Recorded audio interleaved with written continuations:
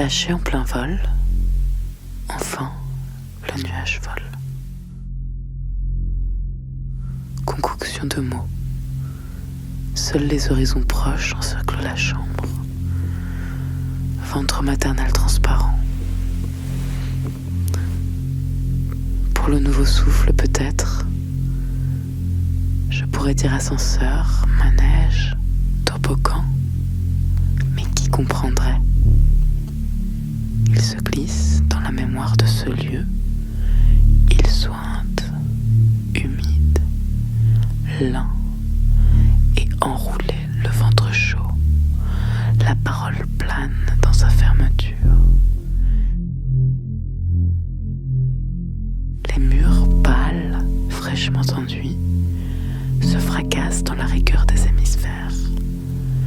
Sans dessus-dessous. Les tampons se courent après. Qui parle? L'éclipse de marbre ouvre sa porte.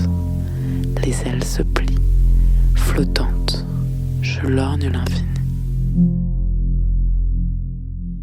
Le manège de verre cassé comme des photos inertes de choses vivantes. Comme des jambes d'eau. On dit gouttes. Des lustres en cristal suspendus au commencement se mélangent dans la ronde du mirage, dans l'iris. Dans cet Éden qui est peut-être déjà perdu, seuls les rouges-gorges, prophètes qui se lancent dans l'aube liquide, reflètent l'hymne printanier. Quelqu'un sirote l'écume trouble du puits, presque comme s'il venait de loin, comme perdu dans les terres arides pendant de longues heures. La voix est satisfaite. Le pollen virevolte dans la chevelure d'une enfant à peine née. Les tresses bien ordonnées se déroulent en saluant un vrai vent. Le bulbe vierge de la danseuse palpite et éparpille ses pas sur le gel de chaque chose. Elle seule isole ses manques. Seule son ombre applaudit la coupe de chaque chose.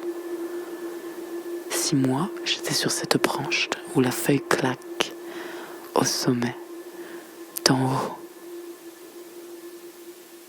que verrais-je d'autre que la pâleur de mon berceau?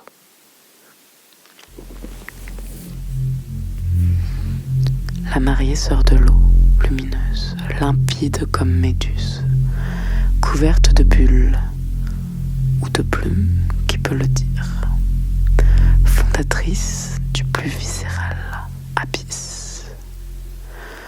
Pour la respiration, limpe, mince, entre le porte et le sol, là où se presse plus étroitement la douleur.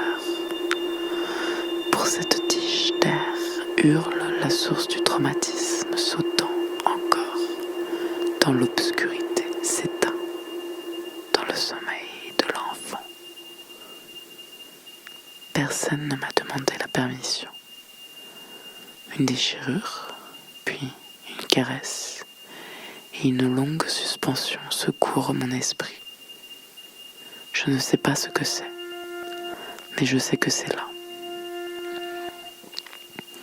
Les apparences, les fantômes des urnes trop récentes. Pourtant, les nappes d'ombre rasantes et le jaune qui diminuent sur l'indigo espiègle, ça je le sais. Enfin les culbutes sur l'herbe et les clés commencèrent à tourner. Et les mains dans la ronde, oui, je suis ivre d'enfance, de mon enfance, des barreaux bleus, d'yeux vifs. Et de pieds nus dans le tronc creux. Les ongles jouent, gratter la croûte visible, je joue. Je joue avec toi, la lumière. Avec toi, je parle, ombre.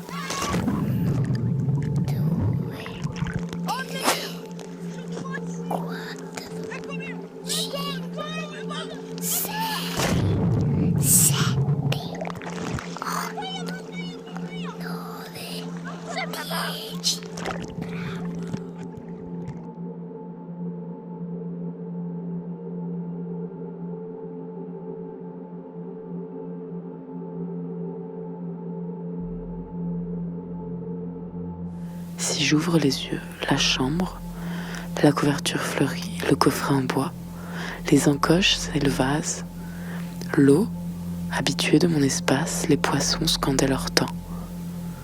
Mais maintenant, plus sèche que l'air des montagnes, chaque chose se profile en touchant les angles du vide. Quand dans le sein des étoiles, dans l'ululement de la lune, je détourne l'oreille de l'oubli. Une veilleuse contracte mes yeux. Le miroir, près de la carafe, semble cacher des mots d'amour pour la rose. Et ainsi le livre, le crayon, la lampe, se jettent des déclarations fulminantes que seul l'ouïe d'un aveugle peut capter.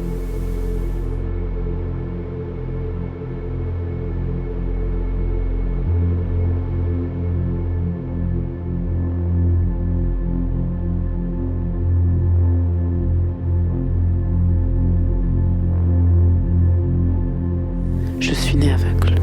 Je ne connais pas le monde comme les autres. Je suis né aveugle. Je suis le pendule d'une horloge antique. Mon pas n'est pas horizontal. Ma connaissance n'est pas la vôtre. Je sais respirer la corde qui me lie au pôle. Je sais marcher discrètement et sans bâton sur la pointe des pieds comme une acrobate sur les mots qui viennent de loin. Je me nourris de l'ordre et vis près de vous.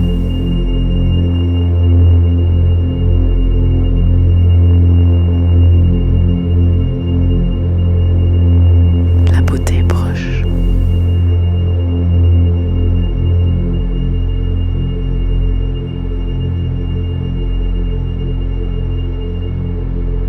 Dans l'obscurité profonde du monde s'accorde le fil du droit chemin. Je ne peux que dire la pluie qui tombe, et j'en suis sûre.